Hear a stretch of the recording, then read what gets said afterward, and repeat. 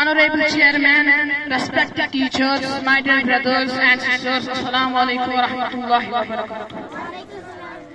The topic I have chosen today for this auspicious occasion is Prophet Muhammad sallallahu alaihi wasallam, the greatest man in the history. A man by the name of Michael Hart. And who was Michael Hart? Michael Hart was a contemporary historian and a mathematician, and he gathered other historians and biographers together. And they said, let's compile a list of the 100 most profound human beings in history. They made a category. They set up 32 different categories by which to compare and produce these 100 most great profound human beings. And let me tell you what Michael Hart said. He said that Muhammad sallallahu alaihi wasallam, he placed him at the head of his list, and those with him could not dispute it because categorically he earned that position. And Michael Hart said, I would have chosen Jesus Christ because I am a Christian. But there were several categories that honestly I could not choose him because Jesus Christ was not a father. Muhammad sallallahu alaihi wasallam he was. Jesus Christ was not a husband. Muhammad sallallahu alaihi wasallam he was. Jesus Christ was not a statesman.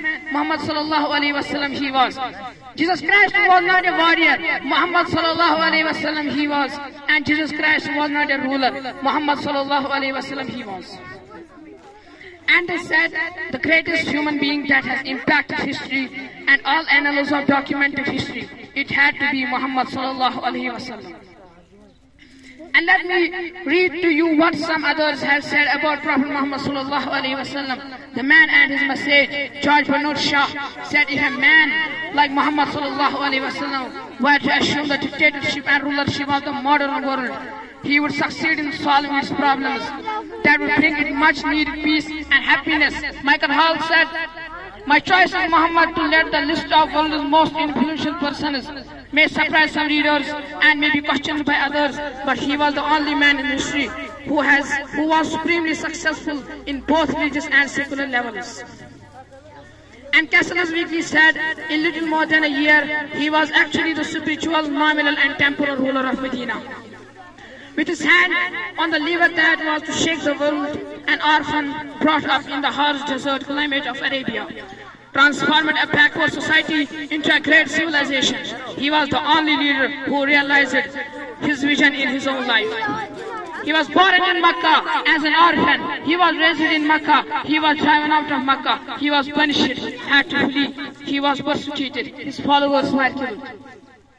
But Allah subhanahu wa ta'ala allowed him to come back 23 years later as a victor, as a conqueror.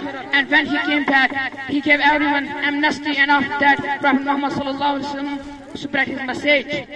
He spread Islam throughout the peninsula of Arabia so that Islam became established as a state, as a government. He was a ruler, but he was still eating and drinking and dressing the same way that he was doing as he was born and as he grew up. The messenger of Allah sallallahu alaihi wasallam, he was just and he was fair. He didn't give to his family, he didn't distribute to his friends, he didn't make judgment for those who he liked and made judgment for those he didn't like. Like the kings, presidents, chairman, like the rich people and judges of today, and like those who had done it throughout history. He was a man in this world, but always thinking about the hereafter, because Allah sent to him the ayah, وَالْآخِرَةُ خَيْرٌ وَأَبْقَى. The akhirah is better for you and everyone else.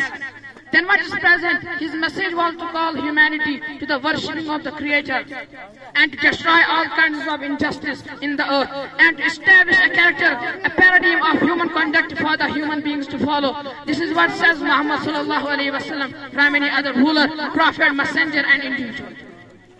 The Prophet sallallahu alaihi wasallam never in his life did he ever lift his hand to hit any human being ever, and when the companions of Prophet sallallahu alaihi wasallam used to look for him on the battlefield, they said, Wallahi, Wallahi, we found him in the middle of the enemies fighting, and they said, we used to seek the protection of his person. We used to hide behind the Prophet sallallahu alaihi wasallam on the battlefield. He was such a warrior and statesman on the battlefield, commanding and fighting for the way of Allah subhanahu wa ta'ala. But once he was off the battlefield, his eyes were downcast, and he was speaking softly, and he was gentle, and he was warm, and he was sacred, and soft, and caring, and kind.